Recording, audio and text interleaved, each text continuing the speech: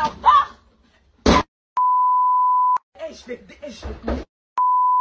Regarde, je vais te péter les dents. Alors démarre ton bus. Je vais arriver en retard. Mais démarre ton bus. Démarre, les gens travaillent. Oh putain, mais chez nous. Non, arrête. Ah, arrête. Tu vas te créer des problèmes. Tu vas te créer des problèmes. Tu vas te créer des problèmes comme ça pour ne rien. Je vais travailler. Non, mais tu vas te créer des problèmes. Tu l'attends de la taper là. Mais tu l'agresses là et t'as rien fait, t'as juste parlé, toi tu l'agresses. Tu vas te créer des problèmes là. Là c'est une agression que vous faites là. Elle ne veut pas démarrer son bus, les gens travaillent. Même si les gens travaillent, tu vas pour prendre le bus et me faire chier le monde. Mais restez là-bas, c'est tout. Mais je suis là-bas, mais parle. Non mais nous tous on sera en retard. Donc là je suis en retard là. C'est moi je suis en retard. Oh là là. C'est un rapport que beaucoup attendaient. À commencer par la juge d'instruction de Versailles, Yveline, en charge de l'affaire de l'agression de Keira Amraoui, ex-milieu de terrain du PSG, frappé à coups de barre de fer dans les jambes, au cours de la soirée du 4 novembre 2021, dans une rue de la ville de Chatou. Les agresseurs présumés de l'internationale française, qui évolue désormais au Mexique, ont depuis été mis en examen. Ainsi que Aminata Diallo, ex-coéquipière de la victime, soupçonnée d'avoir commandité cette agression sur fond de rivalité sportive et mise en examen des chefs de « violences aggravées » et des « associations de malfaiteurs » avant d'être incarcérée 5 jours, puis placée sous contrôle judiciaire. Cette dernière, qui tente de relancer sa carrière en Arabie Saoudite, s'est soumise, en juin dernier, à 3 entretiens, dont 2 d'une durée de 9h30, à la demande de la justice.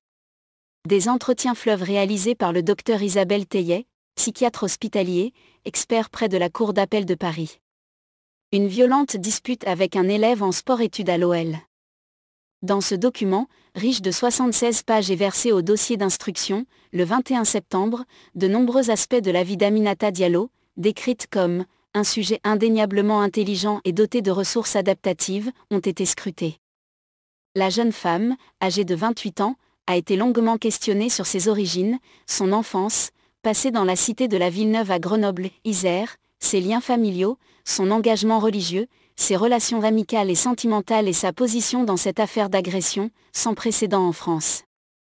Membre d'une fratrie de 5 enfants, ses débuts de footballeuse ont également été explorés.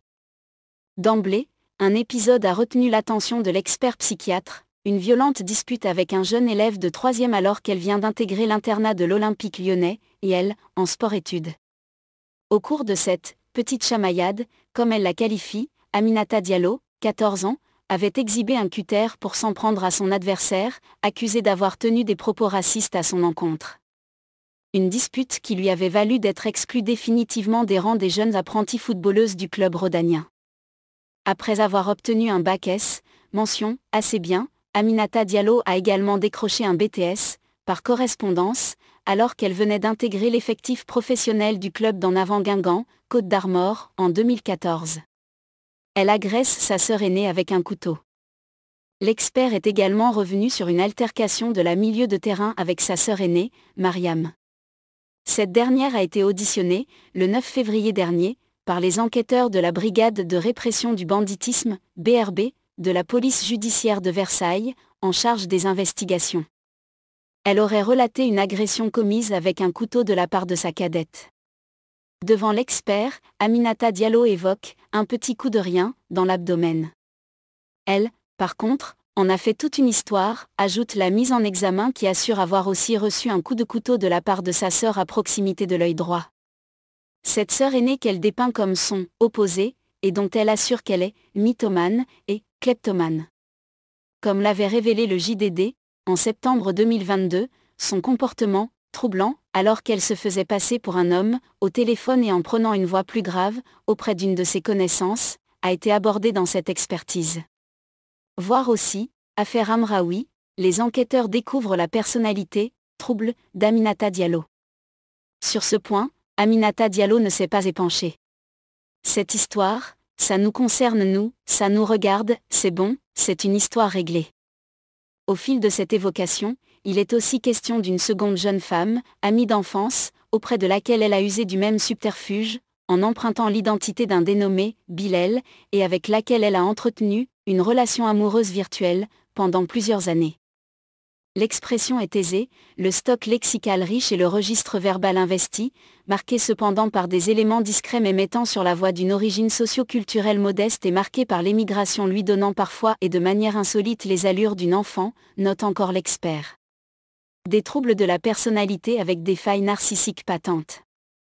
Elle ne témoigne d'aucun trait psychopathologique particulier, aucune manifestation psychotique, aucun trouble du cours de la pensée, pas de trouble délirant, ni hallucinatoire, le discours est construit, l'argumentation aussi, visant à répéter inlassablement qu'elle soit innocente des faits dont on l'accuse, renversant adroitement le champ accusatoire et se présentant en victime d'un système policier persécuteur, inique et s'acharnant sur elle, poursuit le docteur Tayet. Mais le même expert souligne ensuite que l'intéressée présente, en revanche, d'indéniables troubles de la personnalité avec des failles narcissiques patentes, des perturbations identitaires et une indétermination à minima dans son orientation sexuelle, une conflictualité intrapsychique avec des traits caractéropathiques et des aménagements défensifs de tonalité archaïque et de coloration hystéroparanoïaque et sociopathique apparaissant sinon déterminés, du moins amplifiés par la forte valence de ses origines socio-culturelles et environnementales. Un profil à la Janus. Pour Aminata Diallo, toujours selon le docteur Tayet, Keira Amraoui incarne le double spéculaire de la mise en cause dans sa version féminine et ayant de toute évidence ce qu'elle n'a pas, des frères, une fille à maman, donc une maman pour laquelle elle est fille, une féminité séductrice et du succès avec les hommes, une précédence concernant sa position au sein de l'équipe de joueuses, tous éléments renvoyant à la blessure narcissique et à la recherche de compensation hargneuse. Vengeresse. Le médecin a pu accéder aux fameuses sonorisations de l'appartement et de la voiture d'Aminata Diallo, que ses avocats souhaitent faire annuler et contre lesquels ils ont déposé une requête en nullité, en mars dernier. Il estime ainsi que l'examen de la personnalité met en exergue la vulnérabilité narcissique et la dualité intérieure d'un sujet intelligent mais divisé, avec une adaptation de surface et une maîtrise d'elle-même en contraste de l'autre face qu'elle montre avoir grâce aux investigations menées, un profil à la Janus témoignant d'identification sexuelle défaillante, d'une orientation dysphorique de genre s'incarnant dans une protestation de virilité dominante et de la conflictualité intime. Qu'il habite s'exprimant dans la rivalité agressive à ses pairs et la haine du double spéculaire. Le risque de réitération ne peut être totalement infirmé. Dans ses conclusions, l'expert pointe que la mise en examen ne présente aucune dangerosité rattachable à une affection psychiatrique.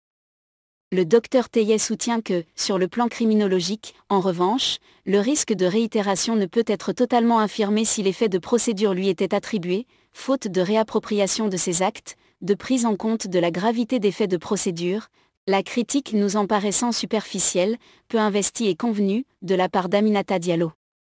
Une commanditaire présumée qui paraît aujourd'hui s'accommoder d'une position la soustrayant à toute culpabilité authentique et à la souffrance narcissique à laquelle elle s'exposerait nécessairement à se confronter à sa responsabilité personnelle et au tenant de celle-ci si sa culpabilité était attestée, au regard des autres et en particulier de sa mère, conclut l'expert. De leur côté, les avocats d'Aminata Diallo disposent de 15 jours à la réception de ce rapport pour formuler des observations ou une demande de contre-expertise.